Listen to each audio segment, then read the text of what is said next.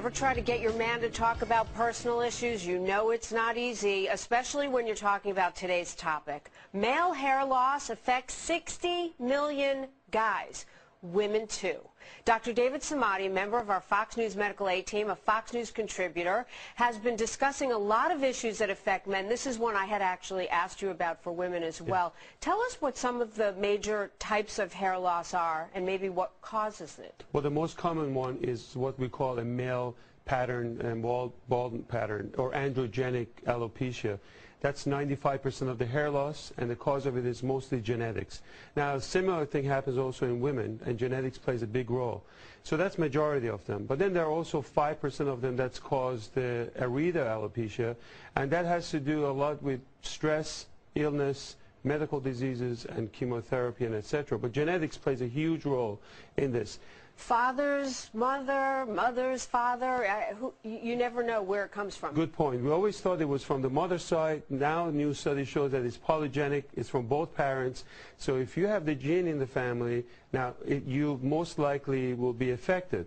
It can skip a generation, but that's going to be there. Okay, so both sides potentially. Absolutely. Okay. What's interesting is 30% of men by the age of 30 can actually have hair loss, and by the age of 50, it could be about 50%. So it affects both men and women, but we're going to be talking about mostly men here and their hormonal issues. Let's talk about some of the types of hair loss and the symptoms. Okay, so when we talk about androgenic ones, or the male pattern baldness, it really starts from receding the hairline. It starts going toward the temples, and the most severe case is the horseshoe pattern. That's when the whole top area is gone.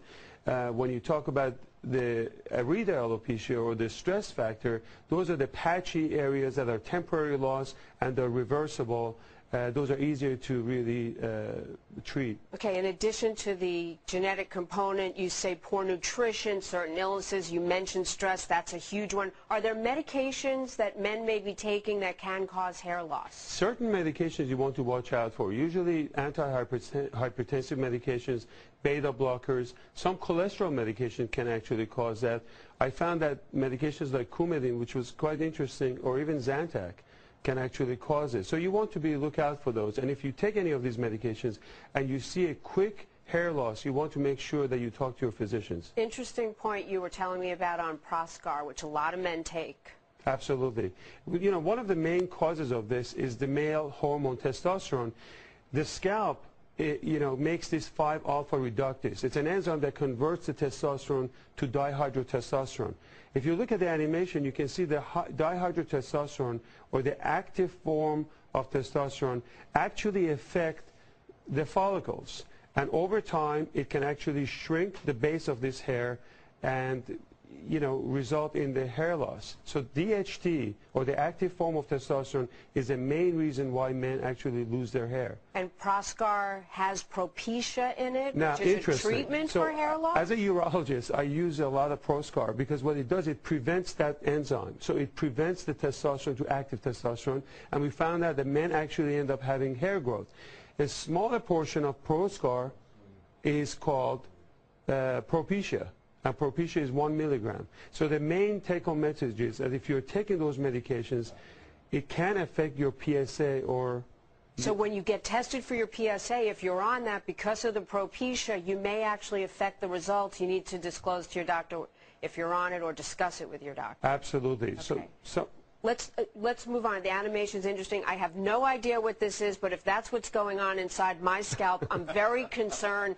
As you show us that, doctor, and tell us what it is. Tell us about treatments. People want to know what to do. Well, this is actually an interesting demo. This is by 3B Scientific Company. As you can see, it's amazing. Here's the scalp. This is the hair. You have all these sebaceous glands. Usually Rogaine, which is a topical one, affects the scalp, and that can increase the blood flow to the hair.